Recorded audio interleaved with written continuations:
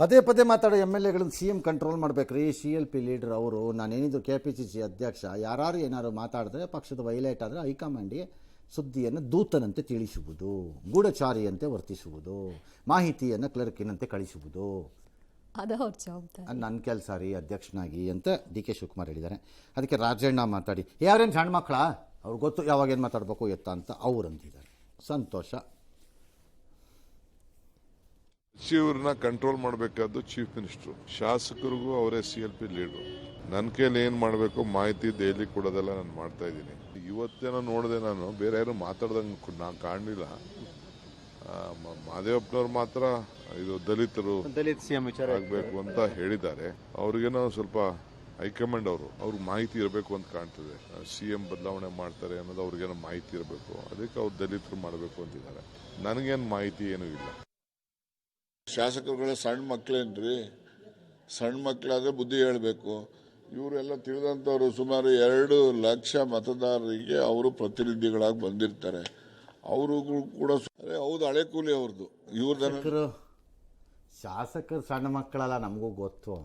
ನಿಮ್ಮ ಹೈಕಮಾಂಡ್ ಏನು ಎಳೆ ಮಕ್ಕಳ ಬೇರೆ ಇಟ್ಕೊಂಡು ಚೀಪ್ತಾ ಇರೋದು ಪಾಪು ಅಂದ್ಕೊಂಡು ನಿಪ್ಪಲ್ ಹಾಕ್ಬಿಟ್ಟು ಬಾಟ್ಲಲ್ಲಿ ಹಾಲು ಕುಡಿಯತ್ತಲ್ಲ ನಿಮ್ಮ ಹೈಕಮಾಂಡ್, ನಿಪ್ಪಲ್ ಬೇಬಿ. ಮತ್ತು ಇಷ್ಟು ಬಡ್ಕೊಂಡು ಸಾಯ್ತಾ ಇದ್ರು ಕರ್ನಾಟಕ ರಾಜ್ಯದ ಜನ ಸೆಟ್ಲ್ ಮಾಡೋಕ್ಕೆ ಯೋಗ್ಯತೆ ಇಲ್ದಾರೆ, ಅವ್ರಿಗೋಗಿ ಹೇಳ್ರಿ. ಎರಡನೇದು DK ಟೆಕ್ನಿಕಲಿ ಹೇಳಿರೋದು ಸರಿ ಇದೆ. MLAಗಳನ್ನ ಚೀಫ್ ಮಿನಿಸ್ಟರ್ ಕಂಟ್ರೋಲ್ ಮಾಡಿ, because they are commander CLP leader. Also KPCC ಅಧ್ಯಕ್ಷರ ವ್ಯಾಪ್ತಿಗೂ ಬರ್ತಾರೆ, ಬಟ್ ಲಾರ್ಜ್ಲಿ ಇಂಥ ವಿಚಾರದಲ್ಲಿ CM ಕ್ಯಾನ್ ಟೇಕ್ ರೋಲ್. ರಾಜ್ಯ ಕಾಂಗ್ರೆಸ್ನಲ್ಲಿ 31 ಶಾಸಕರದ್ದು ಸರ್, 31 ಶಾಸಕರ ಸಹಿ ಇದು ಅರ್ಜಿ ಡ್ಯಾಶ್ ಎಲ್ಲ ವ್ಯಕ್ತಪಡಿಸಿರೋದೆಲ್ಲ ಏನೇನೋ ಆಗಿದೆಯಲ್ಲ ಗಲಾಟೆ. ತಲೆನೋವಂತೆ ವರಿಷ್ಠರಿಗೆ. ಹೌದಾ, ವಾಹ್, ನೂತನ ಶಾಸಕರ ಪತ್ರಕ್ಕೆ DKಶಿ ಪ್ರಯತ್ನಿಸಿ ತಪ್ಪೇನು? ತಪ್ಪೇನಿಲ್ಲ. ಸುರ್ಜಿವಾಲಾ ಕೂಡ ಶಾಸಕರು ತಮ್ಮ ಅಭಿಪ್ರಾಯ ವ್ಯಕ್ತಪಡಿಸಿದ್ದಾರೆ. BJPಯಲ್ಲಾಗಿದ್ದರೆ ದೇಶದ್ರೋಹಿಗಳಂತ ಹಾಕ್ಬಿಡ್ತಿದ್ರು, ಕಾಂಗ್ರೆಸ್ನಲ್ಲಿ ಎಲ್ಲ ಕೇಳಿಸ್ಕೊತೀವಿ. ಇವೆಲ್ಲ ಸುಳ್ಳದು, ಎಂಥ ದೇಶನೂ ಇಲ್ಲ, ದ್ರೋಹಿನೂ ಇಲ್ಲ. ನಿಮ್ಮ ಪಕ್ಷದಲ್ಲೇ ದೇಶದ್ರೋಹಿ ಮಾಡಿರೋದು. ಶಶಿ ತರೂರ್ನ ಸಹಿಸ್ಕೊಂಡಿದ್ದೀರಾ? ಫುಟ್ಪಾತಲ್ಲಿರೋ ಅಂಥ ಚರಂಡಿ ಲೀಡರ್ಗಳೆಲ್ಲ ಮಾತಾಡ್ತಾ ಇದ್ದೀರಿ. ಕಾರ್ಪೊರೇಷನ್ ಎಲೆಕ್ಷನಲ್ಲಿ 1 ಓಟ್ ತಗೊಳಕ್ಕೆ ತಾಕತ್ತಿಲ್ಲದೆ ಇರೋನೆಲ್ಲ ಉದ್ದುದ್ದ ನಾಲಿಗೆ ಬಿಟ್ಕೊಂಡು ಕೂತಿದ್ದಾನೆ. ಎಲ್ಲರೂ ಮಾತಾಡ್ಬೋದು, ನೀವೇನು ಸುಮ್ಮನೆ ಇದ್ದೀರಾ? ಸುಮ್ಮನೆ ಯಾಕೆ ಬುರುಡೆ ಬಿಡ್ತೀರಿ ಎಲ್ಲರೂ? ರಾಹುಲ್ ಗಾಂಧಿ ನೀವು ಬೈದು ಬಿಟ್ರೆ ಸುಮ್ಮನೆ ಇದ್ದು ಬಿಡ್ತೀರಾ? ದೇಶ ಬೈದವ್ರನ್ನ ಹೀರೋ ಅಂತ ಕರೆದಿರೋಂಥ ಕಚಡ ಅದು ಕಾಂಗ್ರೆಸ್ ಬುದ್ಧಿ. ಇವತ್ತು ಯಾರೋ ಹೇಳಿದ್ದಾರೆ, ಇವತ್ತು ಅವನು ಯಾವನ AI ಸಮಿಟಲ್ಲಿ ಹೋಗಿ ಮಾಡಿದ್ದ ಅವನು ದೇಶಪ್ರೇಮಿ ಅಂತೆ, ಅವನು ದೇಶದ್ರೋಹಿ. ಅವನು ಅದನ್ನು ಸಮರ್ಥನೆ ಮಾಡಿದ್ದಾರೆ. ಯಾರು ದೇಶದ್ರೋಹಿಗಳಂಗಾರೀಗ? ಕಿತಾಕ್ರೆ ಇವ್ರನ್ನ, ಸರಿ ಇಲ್ಲ ಇವ್ರದ್ದು ವಾದಗಳು. ಎಸ್, DK ಬ್ರದರ್ಸ್ ಹಾಗೂ RR ನಗರ BJP ಶಾಸಕ ಮುನಿರತ್ನ ನಡುವೆ ಆಗಾಗ ಗುದ್ದಾಟ ನಡೀತಾ ಇರುತ್ತೆ. ಆದರೆ ಈಗ ಈ ಗುದ್ದಾಟಕ್ಕೆ ಸ್ವಲ್ಪ ಬ್ರೇಕ್ ಬಿದ್ದಂತ ಕಾಣಿಸ್ತಾ ಇದೆ. ಯಾಕಂದ್ರೆ DK ಶಿವಕುಮಾರ್ ಅವರ ನಿವಾಸಕ್ಕೆ ಇವತ್ತು ಮುನಿರತ್ನ ಅವರು ಹೋದ್ರು, ತಮ್ಮ ಕ್ಷೇತ್ರದ ಕಾಮಗಾರಿ ಕುರಿತಂತೆ ಮಾತುಕತೆ ನಡೆಸಿದ್ದಾರೆ. ಅಧಿವೇಶನದ ಟೈಮಲ್ಲೇ ನಾನು ಟೈಮ್ ಕೇಳಿದ್ದೆ, ಅವರು ಇವತ್ತು ಬರೋದಕ್ಕೆ ಹೇಳಿದ್ರು, ಹೋಗಿದ್ದೆ, ಎಲ್ಲ ಹೇಳಿದ್ದೀನಿ, ಭರವಸೆ ಕೊಟ್ಟಿದ್ದಾರೆ ಅಂತ ಹೇಳಿದ್ರು. ಜೊತೆಗೆ ನನ್ನ ಕ್ಷೇತ್ರ ಕೆಲಸ ಆಗ್ಬೇಕಂದ್ರೆ ಯಾರು ಕಾಲ್ ಬೇಕಾದರೂ ಹಿಡಿತೀನಿ ಅಂದರು. ಕ್ಷೇತ್ರದಲ್ಲಿ ಬಹಳಷ್ಟು ಕಾಮಗಾರಿಗಳು ನಿಂತೋಗಿದೆ, ಸಮಯ ಕೊಡಿ ಅಂತ ವಿಧಾನಸಭೆ ವಿಶೇಷ ಅಧಿವೇಶನದಲ್ಲಿ ನಾವು ಕೇಳಿದ್ವಿ.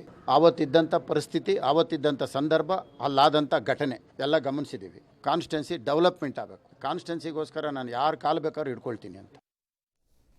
ಗ್ಯಾರಂಟಿ ಯೋಜನೆ, ಎಸ್, ಗ್ಯಾರಂಟಿ ಯೋಜನೆ ಇಕ್ಕಟ್ಟಿನಲ್ಲಿರುವಂತಹ ರಾಜ್ಯ ಸರ್ಕಾರ ಖಜಾನೆಯಲ್ಲಿ ದುಡ್ಡಿಲ್ವಾ ಅನ್ನುವಂಥ ಪ್ರಶ್ನೆ ಯಾಕೆ ಅಂತ. ದುಡ್ಡಿಲ್ಲ, ಅವ್ರು ಹೇಳ್ಕೊಳ್ತಿಲ್ಲ ಅಷ್ಟೇ. ಹೇಳದಿದ್ರೇನು? ಓಕೆ. ಇನ್ನು ಅಂಗನವಾಡಿಗಳಲ್ಲಿ ಮಕ್ಕಳಿಗೆ ಪೌಷ್ಟಿಕಾಂಶ ಇರುವಂತಹ ಆಹಾರ ಕೊಡಬೇಕು, ಅದರಲ್ಲಿ ತರಕಾರಿ ಕೊಡೋದಕ್ಕೆ ಇವರು ಬಿಡುಗಾಸನ್ನು ಫಿಕ್ಸ್ ಮಾಡಿದ್ದಾರೆ. ಎಷ್ಟು ಅಂದರೆ ಮೊಟ್ಟೆ ಹಾಗೂ ತರಕಾರಿಗೆ ಸ್ಥಳೀಯ ಅಂಗನವಾಡಿ ಕಾರ್ಯಕರ್ತರೆ ದುಡ್ಡು ಕೊಡಬೇಕಂತೆ. 50 ಪೈಸೆ ಅವರು ನಿಗದಿ ಮಾಡಿರೋದು. ನಾವು ಈಗ 10 ಮಕ್ಕಳಿಗೆ 5 ರೂಪಾಯಿ ಕೊಟ್ಟರೆ ಎಲ್ಲಿಂದ ತರೋದು ತರಕಾರಿ ಮತ್ತು ಮೊಟ್ಟೆನ ಅನ್ನೋದು ಇವ್ರ ಪ್ರಶ್ನೆ. ಹೀಗಾಗಿ ಇದನ್ನು ಮರುಪರಿಷ್ಕರಣೆ ಮಾಡಿ ಅಂತ ಕೇಳಿದ್ದಾರೆ. ಈ ತರಕಾರಿ ಆಹಾರವನ್ನು ಮಕ್ಕಳಿಗೆ ಬಡಿಸಲಿಕ್ಕೆ ಅದರೊಳಗಡೆ ಅನ್ನ ಸಾಂಬಾರಿಗೆ ತರಕಾರಿ ಹಾಕಬೇಕು. ಒಂದು ಮಗುವಿಗೆ 50 ಪೈಸೆ ಕೊಡ್ತಾ ಇದ್ದಾರೆ, ಅದು ಸಾಲ್ತಾ ಇಲ್ಲ, ಅದನ್ನು ಜಾಸ್ತಿ ಮಾಡಬೇಕಂತ ಕೇಳ್ತಾ ಇದ್ದೀವಿ. 20 ಮಕ್ಕಳಿದ್ರೆ ಎಷ್ಟು 10 ರೂಪಾಯಿ ಬರುತ್ತೆ, 10 ರೂಪಾಯಿಗೆ ಇವತ್ತು ತರಕಾರಿ ಹೇಗೆ ಸಿಗುತ್ತೆ? ಆ ಹಣವನ್ನು ಹೆಚ್ಚಳ ಮಾಡಬೇಕು ಸರ್ಕಾರ ಅಂತ ಕೇಳ್ಕೊಳ್ತೀವಿ. ಆ ಕೈಯಿಂದ ಹಾಕಿಬಿಟ್ಟು ಯಾವ ರೀತಿ ಅವರು ಮತ್ತೆ ಬರೆಸ್ಕೊಳ್ಬೇಕಾಗತ್ತೆ? ಅದು ಪ್ರತಿ ತಿಂಗಳು ಕೂಡ ಹಾಕೋದಿಲ್ಲ, 3 ತಿಂಗಳಿಗೊಂದ್ಸರಿ ಹಾಕ್ತಾರೆ. 50 ಪೈಸಾ ಏನು ಬರುತ್ತೆ ಸರ್? ಅಯ್ಯಪ್ಪ, ಸರ್ಕಾರಗಳ ಇವೆಲ್ಲ ಕಾಮನ್ ಸೆನ್ಸ್ ಇದೆಯೇನ್ರಿ ನಿಮಗೆಲ್ಲ? ಹೆಂಗಾಗತ್ತೆ ಅಂತಲೂ ಯೋಚನೆ ಮಾಡಲ್ವಾ? 50 ಪೈಸಾ 10 ಮಕ್ಕಳಿಗೆ 5 ರೂಪಾಯಿ. 5 ರೂಪಾಯಿಗೆ 10 ಮಕ್ಕಳಿಗೆ ಬಾಡ್ಕೋ ಸಾಂಬಾರಲ್ಲಿ ಯಾವ ತರಕಾರಿ ಹಾಕ್ತಿರಪ್ಪ 5 ರೂಪಾಯಿಗೆ? ಹುಡುಕಬೇಕಷ್ಟೇ. ಹಾರಿಬಲ್ ಗೌರ್ನಮೆಂಟ್ಸ್. ಈ ಸುಖಕ್ಕೆ ನೀವು ಅಂಗನವಾಡಿ ಯಾಕೆ ನಡೆಸ್ತೀರಿ? ತೆಗೆದು ಬಿಡ್ರಿ ಸುಮ್ಮನೆ. ಮಾಡಿದ್ದೀವಿ ಅನ್ನೋ ಥರ. ಹಾರಿಬಲ್ ಅಪ್ಪ. ದೇಶದಲ್ಲಿ ನಿಮ್ಮದು MLAಗಳದ್ದು ಇದೆಲ್ಲ ಚೆನ್ನಾಗಿ ರೈಸ್ ಮಾಡಿಸ್ಕೊಳ್ಳಿ. ಅವ್ರ ಫಂಡ್ ಮಾತ್ರ ಚೆನ್ನಾಗಿರ್ಬೇಕು. ದೇಶದಲ್ಲಿ ಹೆಚ್ಚಾಗ್ತಿರೋ ಗರ್ಭಕಂಠ ಕ್ಯಾನ್ಸರ್ ತಡೆಗೆ ಕೇಂದ್ರ ಸರ್ಕಾರ ಮುಂದಾಗಿದೆ. 9 ರಿಂದ 14 ವರ್ಷದೊಳಗಿನ ಹೆಣ್ಣು ಮಕ್ಕಳಿಗೆ ಉಚಿತವಾಗಿ HPV ವ್ಯಾಕ್ಸಿನ್ ಕೊಡೋದಕ್ಕೆ ಬಂದಿದ್ದಾರೆ. ಇದು ಆ್ಯಕ್ಚುಲಿ ನೀವು ಇದನ್ನು ಸರಿಯಾಗಿ ಜಾರಿಗೆ ತನ್ನಿಪ್ಪ. ಮೋಸ್ಟ್ ನೀಡೆಡ್ ಇದು. ಭಾಳ ಮಕ್ಕಳಲ್ಲಿ ಪಾಪ ಹೆಣ್ಣು ಮಕ್ಕಳಲ್ಲಿ ಇದೊಂದು ದೊಡ್ಡ ಸಮಸ್ಯೆ ಕೂತ್ಬಿಟ್ಟಿದೆ ದೇಶದಲ್ಲಿ. ಇದನ್ನು ನನ್ನ ಪ್ರಕಾರದಲ್ಲಿ ಮೋದಿ ಅವರು ತೊಗೊಂಡಿದ್ದಾರೆ, ಈಗ ಮಾಡಿ ಬೇಗ. ಯಾಕಂದರೆ ಸುಧಾಮೂರ್ತಿಯವರು ರಾಜ್ಯಸಭಾ ಮೆಂಬರ್ ಆಗಿ ಫಸ್ಟ್ ಸ್ಪೀಚಲ್ಲಿ ಇದನ್ನೇ ಅವ್ರು ಕೇಳ್ಕೊಂಡಿದ್ದು. ಹಾಂ, ಇದನ್ನು ಮಾಡಿಕೊಡಿ ದಯವಿಟ್ಟು ಅಂತ ಕೇಳಿದ್ರು ಅವರು. ಒಂದು ಸ್ವಲ್ಪ ನನಗೆ ನೆನಪು ಅದು. ಫಸ್ಟ್ ಮಾಡಿಕೊಡ್ಬೇಕು. ಈ ಮಧ್ಯೆ ಕೇರಳದ ಹೆಸರನ್ನು ಕೇರಳಂ ಅಂತ ಚೇಂಜ್ ಮಾಡ್ತಾರಂತೆ. ಸಂತೋಷ. ಇದಕ್ಕೆ ಖ್ಯಾತೆ ತೆಗೆದಿರುವ ಮಮತಾ ಬ್ಯಾನರ್ಜಿ ಪಶ್ಚಿಮ ಬಂಗಾಳದ ಅಧಿಕೃತ ಹೆಸರನ್ನು ಬಂಗಾಳ ಎಂದು ಬದಲಿಸಬೇಕು, ಅದಕ್ಕೆ ಪರಿಗಣಿಸ್ತಿಲ್ಲ ಅಂತಾರೆ. ಪರಿಗಣಿಸ್ತಾರೆ ಒಂದಿನ. ಆ್ಯಕ್ಚುಲಿ ನಾವು ಕರ್ನಾಟಕದಲ್ಲಿ ಕೇಳಬೇಕಲ್ವಾ, ಕರ್ನಾಟಕ ಬದಲು ಕನ್ನಡ ನಾಡು ಅಂತಿಟ್ರೆ. ಓಕೆ, ಅಲ್ಲ ಸುಮ್ಮನೆ ಇಡಬೇಕು ಅಂತ ನಾನು ಹೇಳಿಲ್ಲ, ಸುಮ್ಮನೆ ಐಡಿಯಾ. ಓಕೆ. ಜೀನಿ ಸ್ಲಿಮ್ ತಗೊಳಕ್ಕೆ ಸ್ಟಾರ್ಟ್ ಮಾಡಿದ್ನು ಅವಾಗ ಮಂತ್ಲಿ ಪೀರಿಯಡ್ಸ್ ಆಗ್ತಾ ಇದ್ದೀನಿ. PCOD ಪ್ರಾಬ್ಲಮ್ ನಾರ್ಮಲ್ ಆಗಿದೆ, ಥೈರಾಯ್ಡ್ ನಾರ್ಮಲ್ ಆಗಿದೆ. ಪೀರಿಯಡ್ಸ್ ಎಲ್ಲ 6 ಮಂತ್ ಆದ್ರೂ ಆಗ್ತಾ ಇದ್ದಿಲ್ಲ, ಇವಾಗ ರೆಗ್ಯುಲರ್ ಪೀರಿಯಡ್ಸ್ ಆಗ್ತಾ ಇದೆ. ಜೀನಿ ಸ್ಲಿಮ್ ನ ಯೂಸ್ ಮಾಡಿ 8 ತಿಂಗಳಲ್ಲಿ 55 kg ಸಣ್ಣ ಆಗಿದ್ದಾರೆ. ಜೀನಿ ಸ್ಲಿಮ್ ತಗೊಳ್ಳಿ, ಬೇಗ ಸಣ್ಣ ಆಗ್ತೀರಾ, ಫ್ಯಾಟ್ ಲಾಸ್ ಆಗ್ತದೆ. ಜೀನಿ ಸ್ಲಿಮ್ ನ ಯೂಸ್ ಮಾಡಿ 100% ಯಾವುದೇ ಸೈಡ್ ಎಫೆಕ್ಟ್ ಇಲ್ದಂಗೆ ಸಣ್ಣ ಆಗ್ತೀರಾ. ದಿಲ್ಲಿಯ ಶೃಂಗಸಭೆಯಲ್ಲಿ ಪ್ರತಿಭಟನೆ ಮಾಡಿದ್ದ ಸಂಬಂಧ ಯೂತ್ ಕಾಂಗ್ರೆಸ್ ಅಧ್ಯಕ್ಷ ಉದಯ್ ಭಾನು ಚಿಬ್ಗೆ 4 ದಿನ ಪೊಲೀಸ್ ಕಸ್ಟಡಿ ಕೊಟ್ಟಿದ್ದಾರೆ.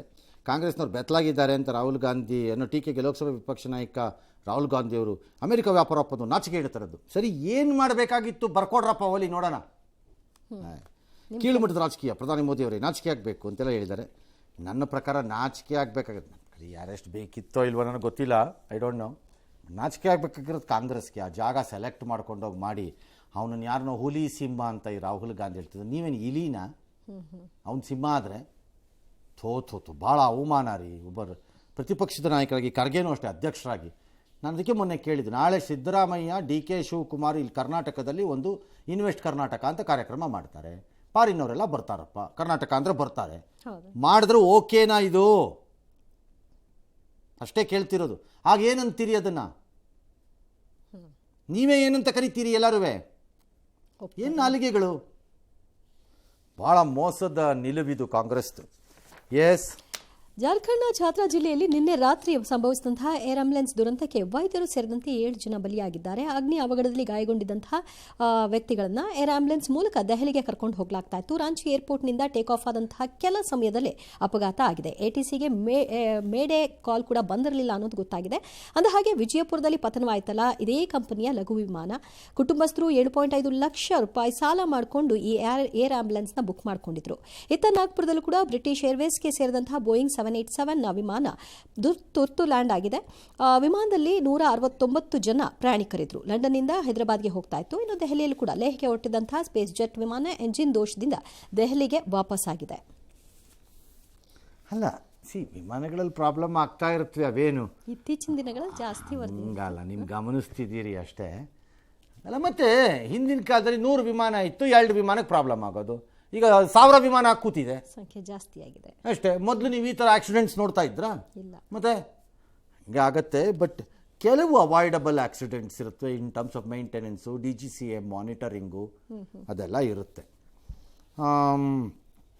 ದಿ ಕೇರಳ ಸ್ಟೋರಿ 2ನೇ ಭಾಗ, ಹಿಂದಿ ಸಿನಿಮಾ ವಿವಾದ.